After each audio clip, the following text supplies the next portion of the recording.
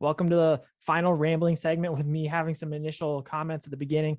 This is our fourth of 5 candid segments. The next segment, we'll just run right into it. But for this one, it's a longer, again, business discussion between me, my father, and my brother. If you're interested in any of the parts of the conversation, check out rambling segments 56, 57, and 58. And then, of course, next week will be 60. This particular discussion covers the importance of picking and consistently using the correct butchers when providing the best quality beef product for consumers. So I hope you enjoy it and have a good one. What about butcher coordination? Is that going to be on you or is that going to be on the consumer? It would probably be more seamless if it was on you. I know it's more of a headache, but you coordinating 50 calves in the long term, you coordinating 50 calves, say you have a preferred butcher that you want to go to, you split that up and say, hey, can you do 10 a week for 5 weeks?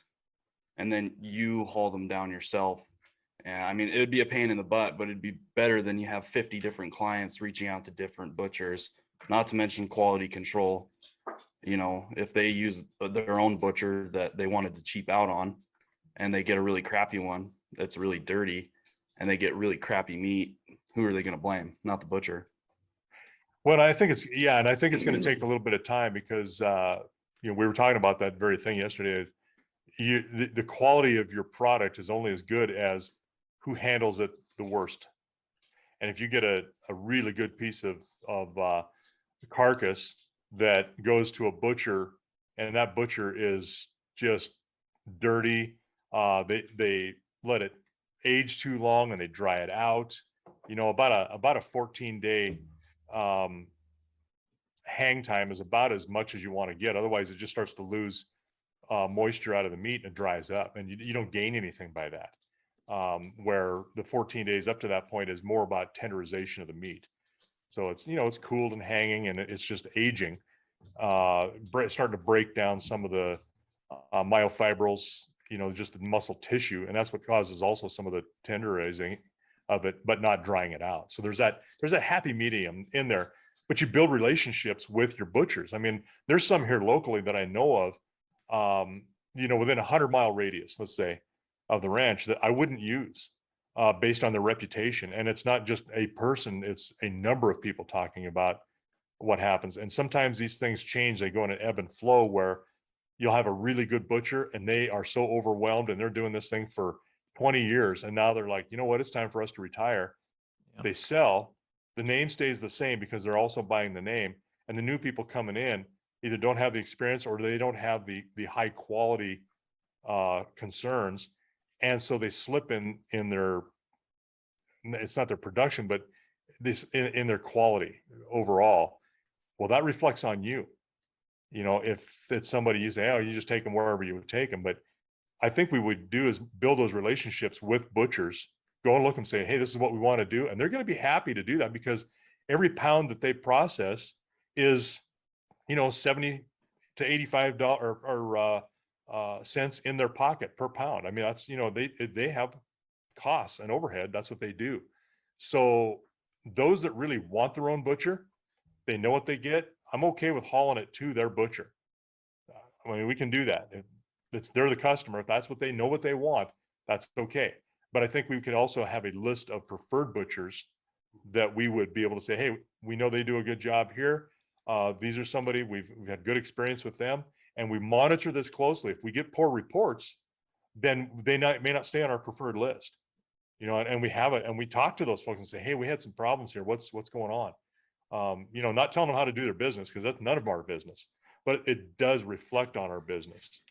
And so I think those are things that you would want to really foster as a facilitator, at least.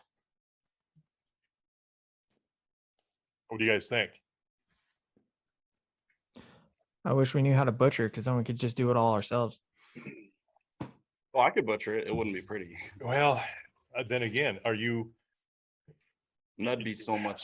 There's a reason why everybody doesn't do that. Yeah, I know. There's a lot of regulations too with like getting rid of. You need to be state inspected. You have to be state inspected. It's more of a headache than it is anything.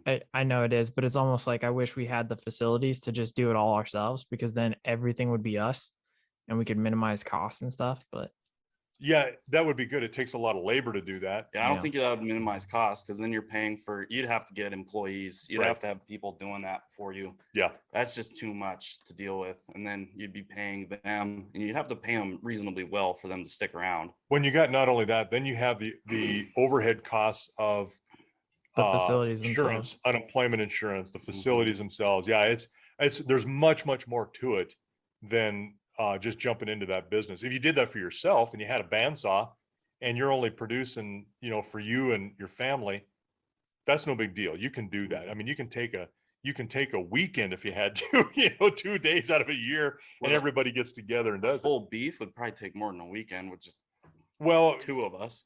right. Well, I mean, I think if you do it right, you know how to do it. And it's been so long since I helped butcher, and I did not butcher. I helped butcher. So I was Because just the Hoodrites learning. did it, right? No, this was at the butcher shop at Rygate in Mm. town there. And I did it so little. I mean, I was boning meat, you know, I mean, it's just cutting that stuff off, getting as fast as you could. And we were also doing wild game, which I know how to do plenty of wild game, but they were doing it differently than we do. We always bone our meat, right? So we take everything off, have just meat cuts, where a butcher shop will a lot of times not bone it. They will go ahead and saw through that with a bandsaw and make steaks. A different way of butchering, but to me, that always took up room in a freezer. How much bone in, you know, a half a dozen deer and antelope? There's a lot of room there that's a waste. So Yeah. we just never did it that way. It was all about efficiency of space. So, yeah, I mean, the idea of nobody handles it but us is a great idea, but I think it is not really that sustainable, and I think it's not that profitable. I think you lose a lot. Like Braden says, you got too many people. You need to pay people well to keep them. Yeah. I mean, and to be able to do that, I think you would also have to do a numbers game where the more you do, the more margin you have. And you know, now you're doing, you know, 1,000 animals a year, 3 a day.